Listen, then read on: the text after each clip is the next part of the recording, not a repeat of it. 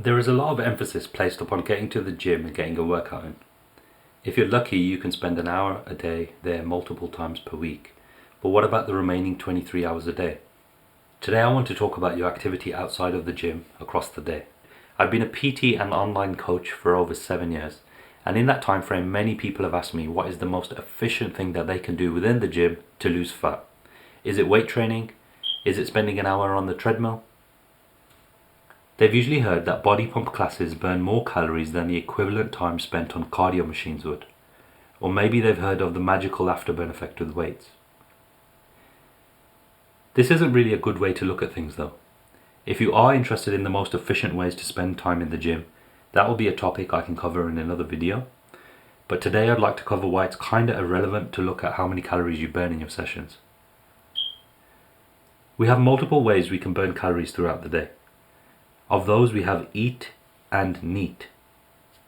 EAT is exercise activity thermogenesis, which is just a fancy way of saying the calories we burn during intentional exercise. NEAT is non-exercise activity, which is unintentional exercise through things like fidgeting, walking and cleaning. As you can see, we burn far more calories through NEAT than we do through EAT.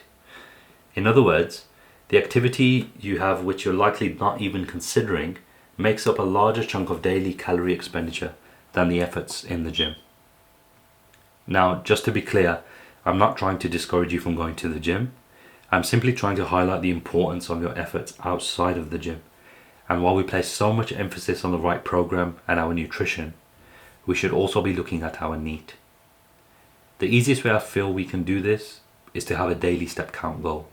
Now, before we get into how many steps you should be probably thinking about getting, I just wanted to let you know that you can see how I can help you reach your fitness goals by clicking onto my website linked below. I currently offer online coaching and consultations and have helped hundreds of people, mainly those who don't eat meat, make gains. I usually suggest clients hit the general guideline of 10,000 steps a day, but I'm not too sure where this number came from. Maybe it's just thrown around like 2 liters of water because it's a nice round number.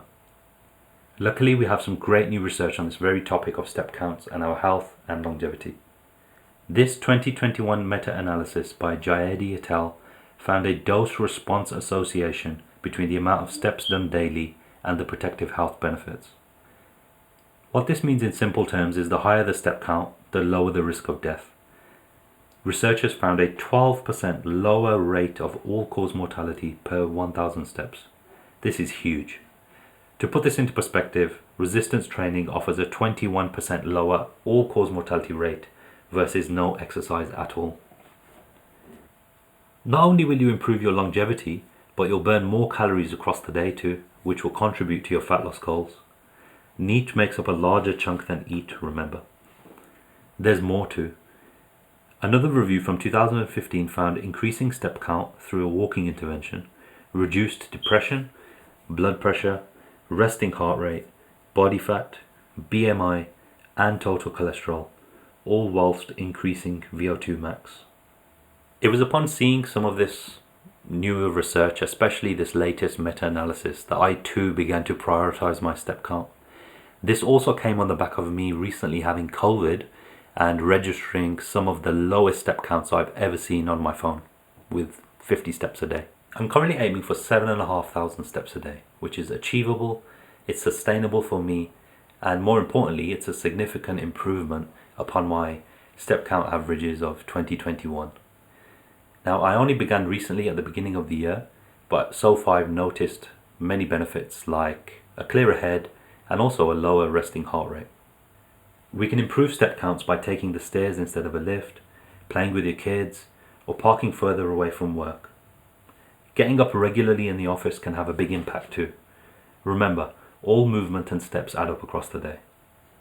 It doesn't need to be a dedicated 90-minute walk to reach the goal. This is hard for most people to schedule. Think about accumulation throughout the day. To summarize, it's great spending an hour in the gym multiple times per week.